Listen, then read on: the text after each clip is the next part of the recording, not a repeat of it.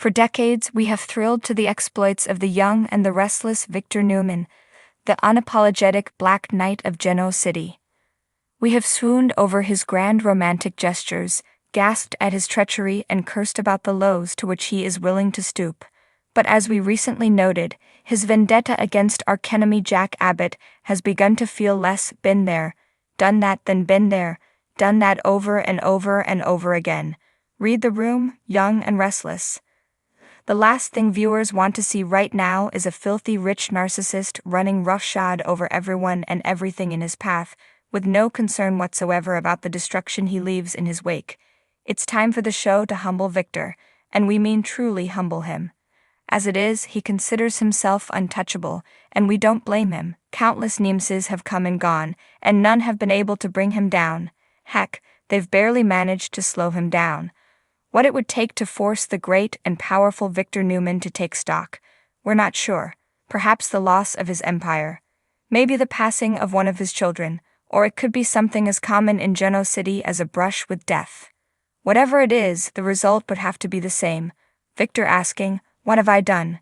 He had to fight for everything that he has, so he could realize that along the way, he forgot how to do anything but fight, and at some point that started to do more harm than good. The storyline could be a tour de force for the estimable Eric Braeden as he plays Victor's revelation that he's won battle after battle, only to lose the war. How many times has he hurt his beloved Nikki? How often has he broken his kids' hearts or made collateral damage of someone who made the unforgivable mistake of wanting something for themselves?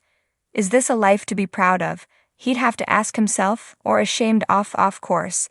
The goal of cutting Victor down to size isn't to keep him small, it's to allow him to adjust his POV and redefine what it means to be large. I've been so focused on growing Newman Enterprises by taking, he'd see, that I've entirely neglected the potential benefits of giving. What is the point of it all if it's all for me? My company, my money, my achievements. Am I so petty and insecure that I need the world I created to revolve around me even now? What do I have left to prove? The answer. What Victor has left to prove is that he is better than that he has evolved away from the villain who once locked Michael Scott in his basement and fed him rats, that he barely even recognizes the fiend who sicked Patty Williams and then Kelly Andrews on Jack, that never in a million years would the man that he has become replace Phyllis Summers' husband in her bed with an imposter. But how?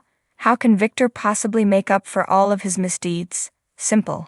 He can use his business acumen and vast wealth to secretly bankroll a nonprofit, then staff it with one of the ambitious entrepreneurs on whom he's previously stepped. Audra Charles. Have him apologize for asking her to seduce Kyle Abbott, give her the top spot and request that she not disclose to anyone that he is funding the charity. "And what if I don't keep your secret?" she might ask. "What if you don't?" He could reply. "That's not a demand, it's a request. There is no threat attached. The job is yours because you will be wonderful at it, and because I have wronged you. I have only asked that you keep my involvement to yourself because, well, let's be candid with one another.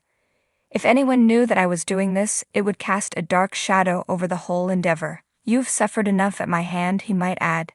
"As I try to make amends for my past, I shouldn't like for you to have to deal with accusations that you are being used as a pawn in what others will see as my feeble attempt to atone. But the decision to honor my request for anonymity is entirely your own." Imagine the gravitas that Braeden would bring to this storyline as Victor fully comprehends the scope of his power and the potential to use it to enact change for the better. Not just change for his bank account, change for the community, for those who are now where he started out, struggling, scrapping, doing whatever it takes to get by, never mind ahead. The Emmy winner would have to make room in his trophy case for a second statuette.